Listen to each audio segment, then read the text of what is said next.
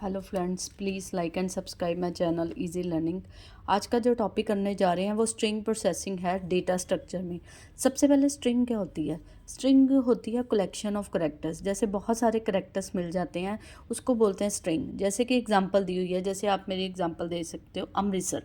अमृतसर जो सिंगल एक ए हो गया वो क्या हो गया? Single character. जब बहुत सारे करेक्टर्स को मैं मिला देती हूँ वो क्या बन जाता है? हमारा स्ट्रिंग बन जाता है। स्ट्रिंग को मैंने अभी बताया है जिसमें नंबर ऑफ करेक्टर्स इकट्ठे हो जाते हैं वो हमारी क्या हो जाती है? स्ट्रिंग्स। स्ट्रिंग दो तरह की हो सकती है। String with characters, string empty, मतलब जिसमें मेरे पास एक भी वर्ड नहीं आता, एक भी करेक्टर नहीं आता, एक भी अक्षर नहीं आता, तो उस स्ट्रिंग को हम नल स्ट्रिंग कहते हैं या एम्प्टी स्ट्रिंग कहते हैं। और जो स्ट्रिंग्स में मेरे पास वर्ड्स होते हैं, करेक्टर्स होते हैं, उनका कॉम्बिनेशन होता है, उस स्ट्रिंग को हम स्ट्रिंग ही कहते हैं। मतलब उसकी हम लेंथ मेजर कर सकते हैं। जैसे कि AMRITSAR, अमृतसर में मेरे पास 8 करेक्टर हैं, तो ये स्ट्रिंग मेरी कौन सी हुई? 8 करेक्टर की। और जिसमें एक भी करेक्टर नहीं होता वो होती है मेरी एम्प्टी स्ट्रिंग। स्ट्रिंग को हम कह सकते हैं न्यूमेरिकल से डिफ्रेंशिएट करने के लिए स्ट्रिंग को हम डबल कोट्स में या सिंगल कोट्स में, कोट्स क्या होगी? कॉमास में, हम क्या करते हैं? उनको बंद कर देते हैं, क्लोज कर देते हैं। स्टार्टिंग में भी कॉमास लगा देते हैं और एंडिंग में भी। इससे पता लग जाता है वो हमारी स्ट्रिंग है। जैसे 1 2 3 हमारे न्यूमेरिकल वर्ड्स हो गए, बट स्ट्रिंग को न्यूमेरिकल से डिफ्रेंशिएट करने के लिए उसके साथ हम क्या लगा देते हैं? उसके साथ हम कॉमास लगा देते हैं।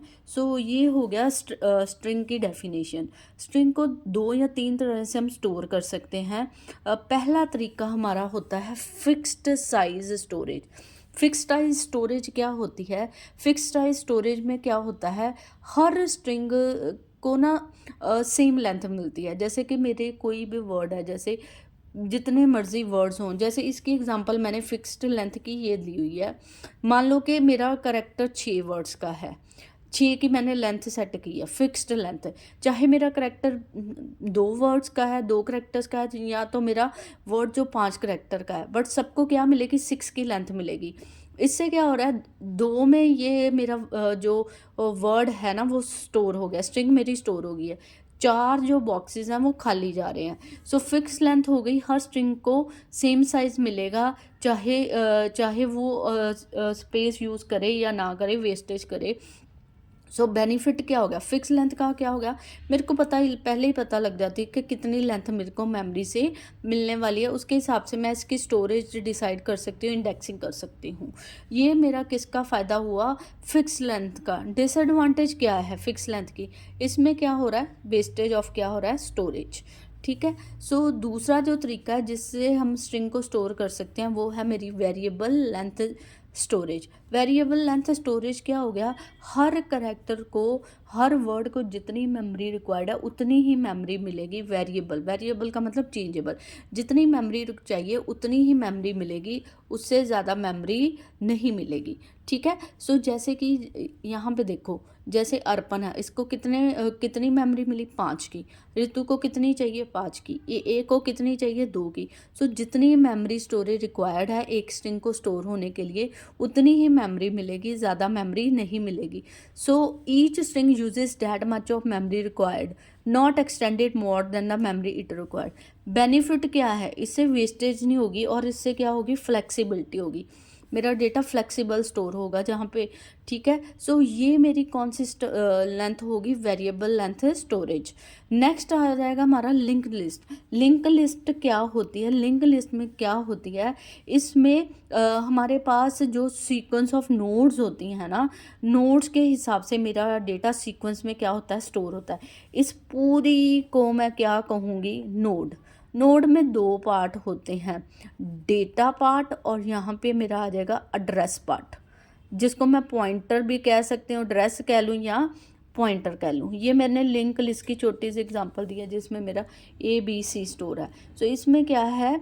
ये मेरी नोड्स में डेटा कॉन्टीन्यूस मेमोरी लोकेशन में स्टोर है, और जो ये नोड एक दूसरे से लिंक या पॉइंटर के हेल्प से जुड़ी हुई है। जैसे कि एक स्टार्टिंग नोड होगी जो जिससे मेरी लिंक लिस्ट स्टार्ट होगी, एक एंडिंग नोड होगी जिससे मेरी लिंक लिस्ट क्या होगी? ख़त्म होगी। सो जैसे कि ए मेरा जो स्टार्टिंग नोड है वो मेरी बता रही है कि पहली नोड पे स्टार्ट है। सो दूसरा बता रहा है कि ये ए किसके साथ कनेक्टेड है, बी के साथ। तो इस तरह से नोड्स जो होती हैं एक दूसरे के साथ कनेक्टेड होती हैं और ये लिंक बना देती हैं, जिसकी वजह से इसको हम क्या कहते हैं, लिंक लिस्ट कहते हैं।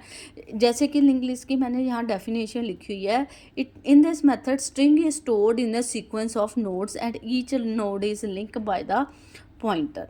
ठीक है, सो लिंक लिस्ट का एडवांटेज क्या है, सीक्वेंस में डेटा मेरा स्टोर है। ठीक है, सो डिसएडवांटेज क्या है, इसकी डिसएडवांटेज ये है कि ज़्यादा हमें मैनेज करना पड़ेगा। पहले यहाँ पे तो डेटा मैनेज किया, प्लस साथ में एड्रेस मैनेज करना पड़ेगा, कहाँ से मेरी लिंक स्टार्ट हो रहा है, कहाँ पे मेरा लिंक जो हमारी लिंक लिस्ट है वो क्लोज हो रही है। सो ज़्यादा मेमोरी रिक्वायरमेंट चाहिए होगी, ज़्यादा मैनेजमेंट चाहिए होगी मेरे को लिंक लिस्ट में डेटा को या स्ट्रिंग को स्टोर करने के लिए। ओवरऑल अगर देखें, चाहे फिक्स लेंथ है, वेरिएबल लेंथ है और लिंक लिस्ट है, हम लास्ट में क्या यूज़ कर सकते हैं, नल।